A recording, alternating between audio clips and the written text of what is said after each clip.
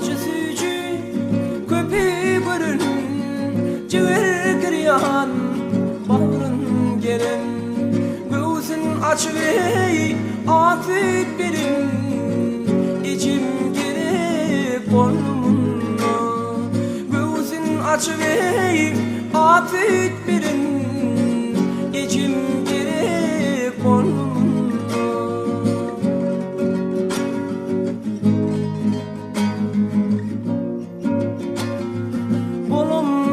bolun muhabirinin oynan oynamay gözüm kuğunun oğluna yürüp dün kıynanın atam gelip burnumuna oğluna ödüm kıynanın atam gelip burnumuna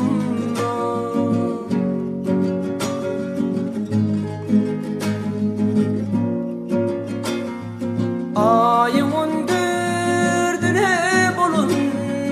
sarılmamay güldek solun mehribanıma naçardığın senim girip burnumuna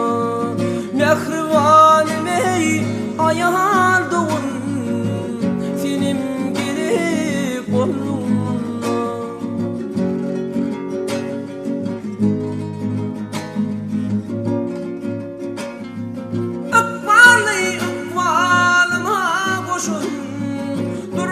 yüküney den paylaşın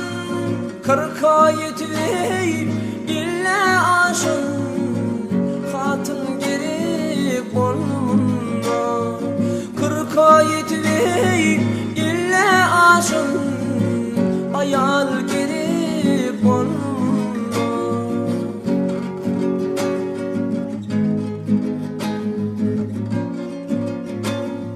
minnetayli taparayı garan kıdırayı tırnak cayı sün kosarma doğandayı kardeş gelip burnumuna sün kosarma canım doğun senim gelip burnumuna gözün açıveyi afet verin içim girip burnumuna